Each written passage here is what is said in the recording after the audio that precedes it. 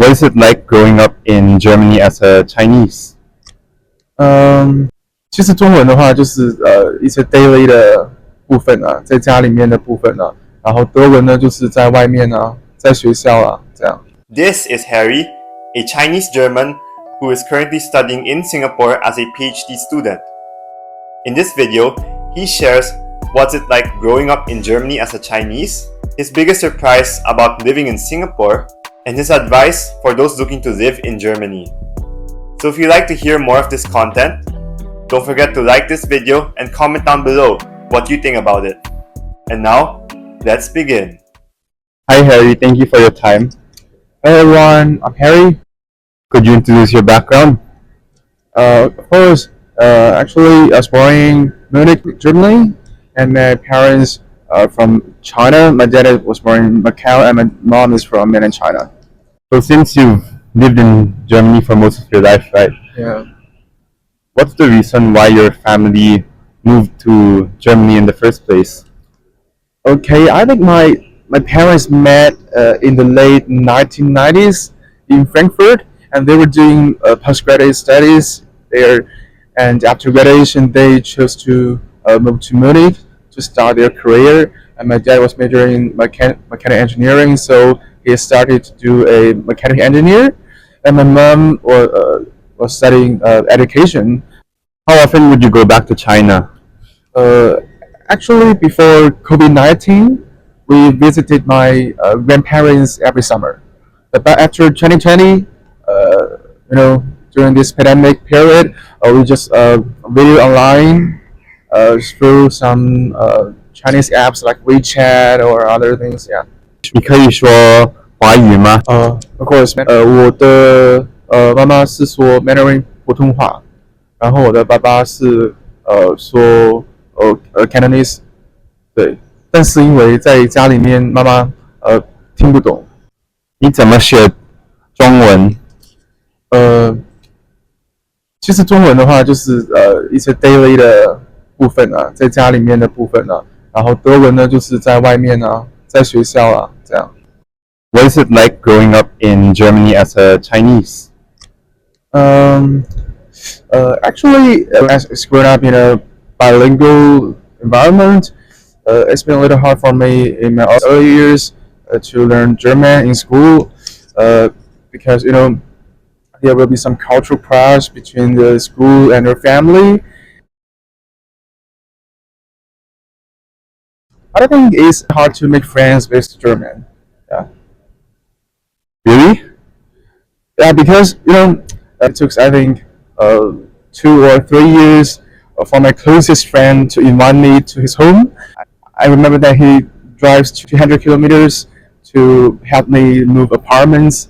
And I have read an article, and the author said the German are like coconuts, hard shell and soft inside.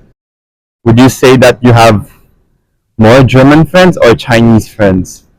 I think half and half. My friends are half Chinese, half German, and maybe some Turkish. Especially when I enter university, we speak English because it's a totally international environment. We met many friends from Sweden and France and Japan. Yeah. In Frankfurt or Munich, Berlin, there is a visible Chinese community. They have many Asian supermarkets, a Confucius Institute, and some Chinatown. Not like New York or Singapore, but they have a Chinese community. And many Chinese families scattered in a town or in a city, but we still have some connections. Did the local Germans treat you any differently since you're a Chinese? Actually, I think Germans have grown more inclusive, and not only for the refugees, but also for the other immigrants from Asia. For example, in high school, my robotics teammates never treated me as the Chinese one, but the one who fixed the code bugs at 3 a.m. I think we can communicate very flexibly in Germany. Yeah. Could you say a sentence in German? Ja, hallo, guten Tag, ich bin Herry. Hallo. And that means hi, good morning, everyone. I'm Harry. And since you're a Chinese born in Germany, do you feel at loss for your cultural identity? Um, Sometimes it's a bit, yeah. For example, when German people first met me, they will ask me, "Where are you from?" And firstly, I will say I'm from Munich. It's been a little bit weird for me, but it's okay. How do you feel about it? Um, somebody consider the identity as a passport. There must be a clear nationality stamp on it. But I think it's more like a library card. You can borrow the different values and stories from it and return it enriched with your own uh, annotations. Yeah, at work, I'm more German, precise and deadline driven, and at home, I'm more Chinese. But in Singapore, I think I'm more like a global citizen. I have my third layer. I mean, speaks in English and curses in Mandarin and apologizes in German. Why did you move to Singapore for your PhD?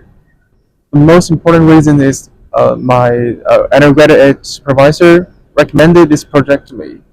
Yeah, he know that I'm a mania of robotic system and robots. He recommended me to this project, and my professor in NTU accepted me and offered me this position.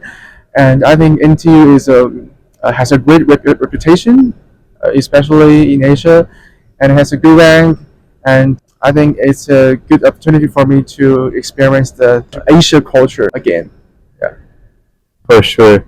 So when you first came to Singapore, what was your first surprise? Absolutely the weather. I remember when I first arriving in Singapore, I was wearing a down jacket and a wool sweater. That's a totally mistake. It's about 30 degrees Celsius. The revenge for me. Yeah. Fortunately, our workplace and every rooms inside has a cooler, and the aircon is very important for me. Yeah. How do you find the people in Singapore? Yeah, I think Singaporeans have some balance between the Western culture and the Chinese tradition. Yeah, they are strict, they are hardworking, and actually the meritocracy resonates with me a lot in Singapore. Because no one cares who you are or where you're from. If your work is good, if your program runs very well, and they will give you a good reputation. So basically, wherever you're from, as long as you deliver what you're supposed to do, you'll get rewarded for that. So that's basically the understanding of meritocracy. Is that right? Yeah, yeah, I can see that. Yeah. How long do you plan to stay in Singapore? Been staying here over a year, and my project is at least a 3 year project, so it's gonna be an extra 2 or 3 years here. And after graduation, maybe I'll be back to Germany or other countries in Europe, or if there are good job positions or other career opportunities, maybe I'll stay here for more years. Yeah. After your PhD, do you see yourself staying in Asia or back in your home country, Germany? Um, maybe Germany, but I'm not that sure for now. Yeah, it depends on the uh, career or other job opportunities in the future, and maybe my parents' perspectives. Yeah, For sure. yeah. Last but not the least, to anyone who is thinking of going to Germany, what do you want to tell to them? Mm, Firstly, you should learn how to cook by yourself because you cannot bear to have nachos or the pretzels or some other cold dishes every day. If you are Chinese or if you like Chinese food, you should learn how to cook some dishes by yourself and do some DIY dumplings and some other things and get used to the suddenly changing weather in Germany. Yeah. Maybe if it's very cold in the morning, you should wear some down jackets or some coats. Uh, but at noon, it's become crazy to around 25 to 30 degrees Celsius. Yeah, yeah, this is very important thing. And another thing is that you should spend enough time to learn German. Yeah, that's my suggestion because in Germany, if you work on your master studies or PhD or postgraduate studies, students are from all over the world. You communicate in English, but in German, especially the elderly people in Germany, they will never speak English with you. Yeah, so I recommend you to get a B2 B2 level. Yeah, from Goethe Institute. I think there's a Goethe Institute to learn German in Singapore. Yeah, yeah, and I have given several tutorials to the children. I mean the Singaporeans here. Yeah. Oh, you've actually tutored German to Singaporean students? Yeah, I give some tutorials for the. Wow. You must be really, really fluent, aren't you? Yeah. Another thing is that the choice of your city. I mean, you should choose a proper city to study in because most of the cities in Germany are very boring. Yeah, uh, especially some villages around Munich or Frankfurt or other towns, and there are basically two parts of Germany: the west part and the east part. Yeah, so you can learn more about their history and what they are interested about in advance, and you can make your own choice. I would love to go to Germany one day, and thank you for sharing that, Harry. Yeah, yeah. Thank you, everyone. And if you have any questions, you can just text my friend, and I'm happy to answer your questions in the future. Thank you, everyone. Thank you. For sure.